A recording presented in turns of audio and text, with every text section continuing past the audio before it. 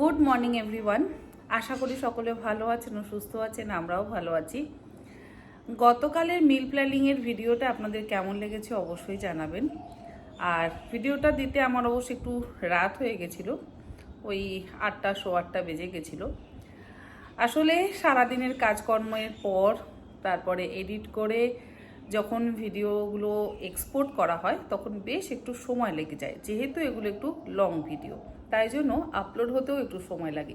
তো একটা প্রসেস তো অনেকক্ষণ ধরেই চলে, এডিট করতে মোটামুটি 3 থেকে 4 ঘন্টা আমার সময় লেগে যায়। যাকে সেসব অন্য কথা।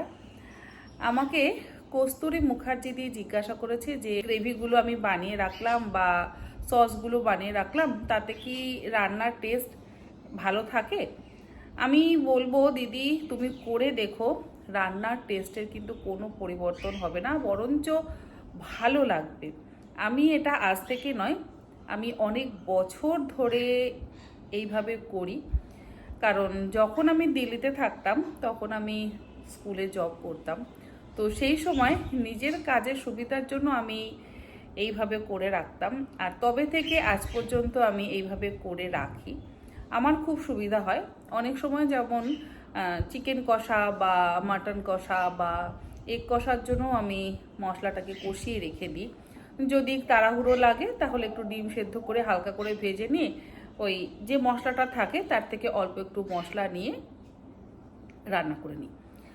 এইভাবে করলে কি হয়, আমাদের কাজের অনেকটা সুবিধা হয়।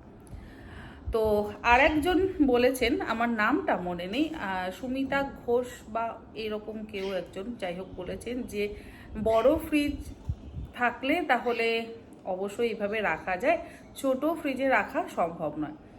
আজকে আমার বড় ফ্রিজ, মানে এখন আমি বড় ফ্রিজ ইউজ করি। একটা সময় আমারও কিন্তু ওই 180 লিটারের ফ্রিজ ছিল। সেই 180 লিটারের ফ্রিজের মধ্যেও আমি এইভাবে স্টোর করে রাখতাম। একটা ঘটনা বলি, আমি তখন লখনৌতে গেছি আর আমার ওই 180 লিটারের এলজির একটা ফ্রিজ ছিল ছোট। তো লখনৌর যিনি আন্টি ছিলেন, মানে যে আন্টির বাড়িতে আমি থাকতাম, সেই আন্টিকে দেখতাম ফুলকপি, গাজর, মটরশুঁটি স্টোর করে রাখতো। আন্টির থেকেই আমি এই সমস্ত সবজি স্টোর করে রাখা শিখেছি। আর আজ থেকে 20-22 বছর আগে, তখন তো এইভাবে সমস্ত কিছু সারা বছর পাওয়া যেত না। মানে ফুলকপি বা মটরশুঁটি, গাজর এগুলো তো সারা বছর পাওয়া যেত না। আর যদিও বা পাওয়া যেত তাহলে ভীষণ দাম হতো। তা আন্টির থেকে আমি অনেক কিছু শিখেছি। আন্টি দেখেছি সেই সমস্ত সবজিগুলো স্টোর করে রাখতো, যেগুলো শীতকালীন সবজি।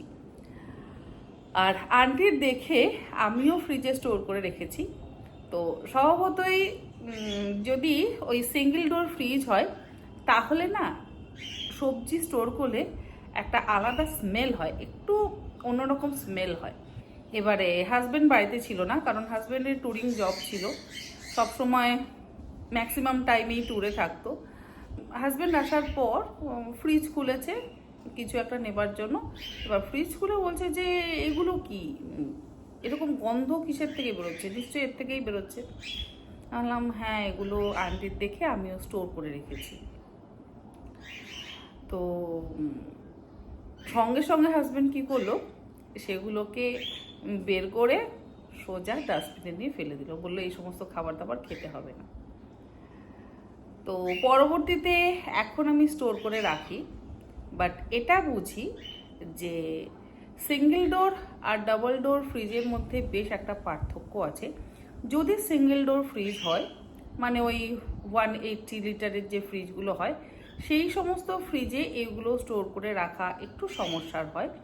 কিন্তু ডাবল ডোর ফ্রিজে এগুলো স্টোর করে রাখা কোনোই সমস্যার নয়। আর এখন মোটামুটি অনেকের বাড়িতেই ডাবল ডোর ফ্রিজ আছে। আমার না হয় সাইড বাই সাইড ফ্রিজ যথেষ্ট জায়গা, কারণ আমি যেহেতু রান্নার প্রচুর জিনিসপত্র আর বিশেষ করে মশলাপাতি প্রচুর স্টোর করে রাখি বড়বাজার থেকে কিনে এনে, তো সেই জন্য আমি সাইড বাই সাইড ফ্রিজটা নিয়েছি। এর আগে আমার ডাবল ডোর ফ্রিজ ছিল, তাতে আমি স্টোর করে রাখতাম, তাতে কিন্তু কোনো রকম গন্ধ হতো না এবং নষ্টও হতো না। তো তো সেই জন্য বলি যে এমন নয় যে বড় ফ্রিজেই রাখতে হবে, ছোট ফ্রিজেও কিন্তু রাখা যায়। তবে এটা বলবো 180 লিটারের যে সমস্ত সিঙ্গেল ডোরের ফ্রিজ আছে সেই সমস্ত ফ্রিজে খুব বেশি দিন স্টোর করে রাখা যায় না, মানে ডিপ ফ্রিজে স্টোর করে রাখা যায় না, নর্মাল ফ্রিজে অবশ্যই স্টোর করে রাখা যায়। আর গতকাল আমি যে মেয়োনিজের রেসিপিটা শেয়ার করেছি সেগুলোও কিন্তু নর্মাল ফ্রিজে রাখবেন, মানে যে যে জিনিসগুলো আমি বানিয়েছি সমস্ত কিছু নর্মাল ফ্রিজে রাখলাম। আর নর্মাল ফ্রিজে আমি 1 সপ্তাহ থেকে 10 দিন রাখি, কখনো কখনো 15 দিনও থাকে, তাতে কোনো অসুবিধা হয় না। কারণ অল্প অল্প করে তো বানিয়ে রাখি, সেগুলো মাঝে মধ্যেই ইউজ হয়ে যায়। যেমন পালক পনিরের যে গ্রেভিটা বানিয়ে রাখলাম সেটা আমার 2 দিনে ইউজ হয়ে যাবে। তারপরে বাটার চিকেনের যে গ্রেভিটা বানিয়ে রাখলাম সেটাও আমার 2 দিনে ইউজ হয়ে যাবে। আমি মোটামুটি 2 দিনের জন্য 2 দিন করে এইভাবে বানিয়ে রাখি। বেশি পরিমাণে বানাই না হোটেল রেস্টুরেন্টের মতন, তাহলে স্টোর করা একটু সমস্যা, তাহলে আবার ডিপ ফ্রিজে স্টোর করতে হয়। আর যেমন ওই সাম্বার চাটনিটা দেখলেন আপনারা, আমি ডিপ ফ্রিজে স্টোর করে রেখেছি। যদি ডাবল ডোর ফ্রিজ হয় তাহলে আপনারাও ডিপ ফ্রিজে কিন্তু অবশ্যই স্টোর করতে পারবেন। যাকে আজকের ব্লগটা এখান থেকে শুরু করি। আর মিল প্ল্যানিংয়ের জন্য আমার যেহেতু বেশ কিছু প্রিপারেশান করা আছে, তাই রান্নার থেকে আজকে একটু হয়তো বিরতি, তবে রান্না অবশ্যই করব। এক্সট্রা কাজগুলো করার জন্য আমি এই সমস্ত কিছু করে রাখি। এখন যাব বাজারে, পাগদের জন্য ফল আনতে যাব। কাল বাজারে যাওয়ার পরও ফল আনা হয়নি, ওদের দেখলাম ফলটা শেষ হয়ে গেছে। আপেল, পেয়ারা, ডালিম, কলা এগুলো আনতে হবে, পাগর ভীষণ পছন্দ। তো যাই বাজারে।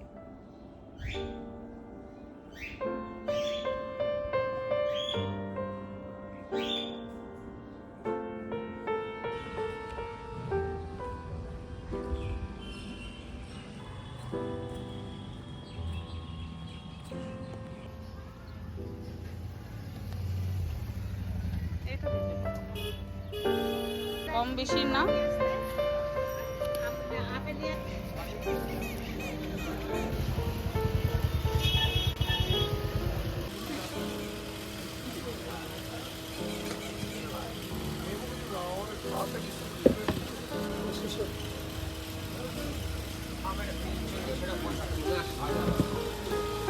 না এই কটা দেখো, সেদিন মানে যেন মনে হচ্ছে অ্যানিমিয়া হচ্ছে ডালিমের। ওইগুলো যত পুরনো হবে তত লাল হবে, ও তো আধা পচা। পুরোগুলো নেবেন সাদা। সেদিন নিয়ে গেছি পুরো সাদা। আর দিও না। কত হলো?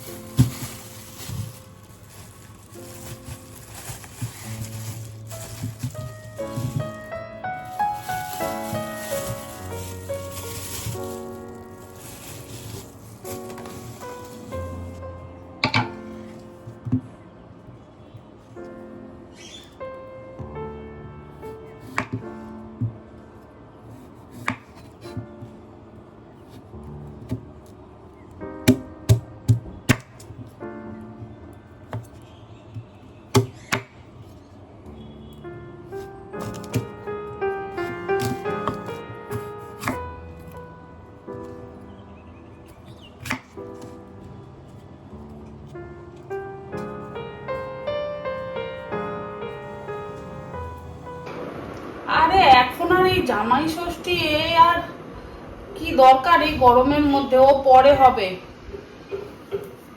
এই গরম। হ্যাঁ হ্যাঁ, এই এত গরমে এই জামাই ষষ্ঠী করার কোনো দরকার নেই। ঠিক আছে, হ্যাঁ হ্যাঁ ভালো আছে। এই এই এইরকম বিচ্ছিরি গরম, মারও কষ্ট হবে যতই আমি রান্না বান্না করে নিয়ে যাই না কেন।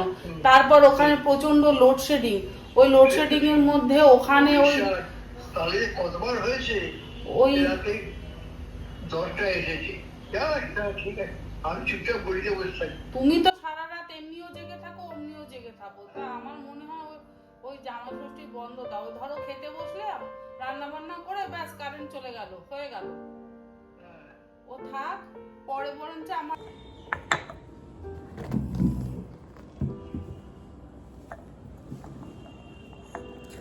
বাজার সেরে কিছুক্ষণ আগে এলাম, এসে আবার চেঞ্জ করে তারপর পাগোদের খেতে দিলাম ফল কেটে।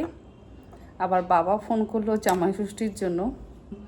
যা গরম পড়েছে, এই জামাই ষষ্ঠীতে রিচ খাবার দাবার খাওয়া ভীষণই কষ্টকর, আর মার পক্ষে তো রান্না করা সম্ভব নয়, ওখানে ভীষণ পাওয়ার কাটের প্রবলেম, তো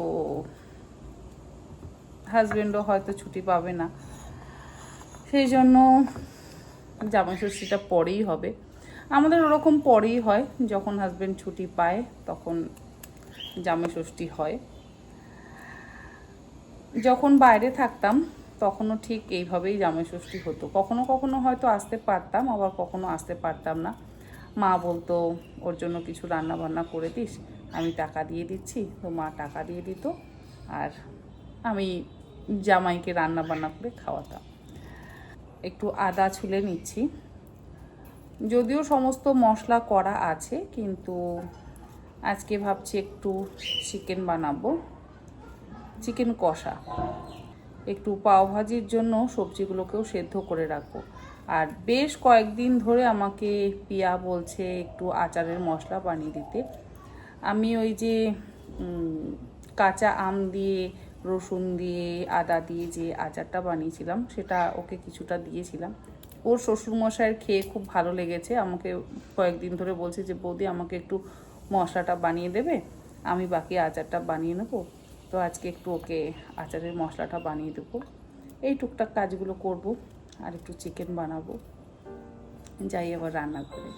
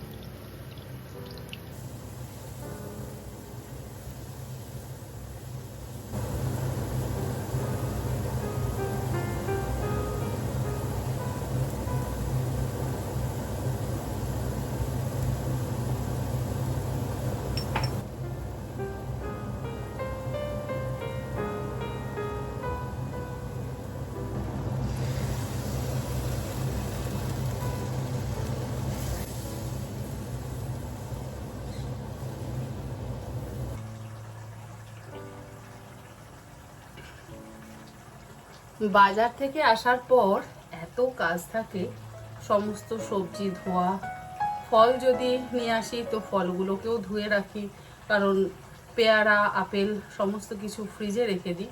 পেয়ারা যদি আবার বাইরে রাখি তাহলে দুদিনেই পেকে যাবে, তাই বাইরে রাখতে পারি না, ফ্রিজে রাখতে হয়। আর পাগদের যদি পেয়ারা না দিই তাহলে মোটামুটি আমাকে বাড়ি থেকে তারা তাড়িয়ে ছাড়বে। মানে পেয়ারা তাদের প্রত্যেক দিন লাগবে, 2 টুকরো করে হলেও পেয়ারা তাদের লাগবে। ওই যে পেয়ারাটা আমি দিলাম, পেয়ারা কিন্তু শেষ। আর পাগোকে দেখে বাকি সবাই খুব সুন্দর পেয়ারা খেয়ে নেয়, তা না হলে আবার ককাটেলগুলো কিন্তু একদম ফল খেতে চায় না। তবে যদি পেয়ারাগুলো বেশ ডাঁসা হয় তাহলে সেই পেয়ারাগুলোকে খায়, কিন্তু পাকা পেয়ারা এরা একেবারে খায় না। অনেকেই ভাবে যে পাখি কাঁচা লঙ্কা বা লাল লঙ্কা খায়, তো আমার পাখিরা খায় আবার শুকনো লঙ্কা, মানে শুকনো লঙ্কার ভেতরের বীজটা খায়। আমি যে সমস্ত লঙ্কার থেকে বীজগুলোকে বের করে নিই সেই বীজগুলোকে ওদেরকে খাওয়াই। তো জামা কাপড় মেলা হয়ে গেল, পিয়ার জন্য মশলাও তৈরি করা হয়ে গেল, একদম কৌটোয় ভরে রেডি করে রাখলাম। এবার আমি চিকেনের লাল ঝোল বানাচ্ছি।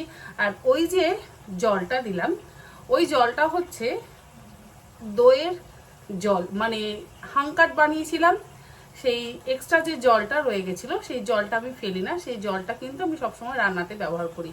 সে যে কোনো সবজি রান্নাতে হোক বা আমাদের ডাল রান্নাতে বা তরকারি রান্নাতে, আবার চিকেন রান্না করলে খুব সুন্দর তার স্বাদ হয়। তো যথেষ্টই নিউট্রিশন ওই জলের মধ্যে আছে, ফেলে না দিয়ে ওই জলটা আমি রান্নাতে ব্যবহার করি। এমনকি ছানার জলও কিন্তু আমি ফেলে দিই না। তো যাকে রান্নাটা সারি, আর আজকে ব্লগটা তাহলে এখানে শেষ করছি। চেষ্টা করব কালকে আবার একটা নতুন ব্লগ আপনাদের সাথে শেয়ার করতে। আর আপনারা সকলে ভালো থাকবেন, সুস্থ থাকবেন, আর এইভাবে আমার পাশে থাকবেন এবং আমাকে কমেন্ট করবেন, আমারও তাহলে খুব ভালো লাগে। ঠিক আছে, বাই বাই।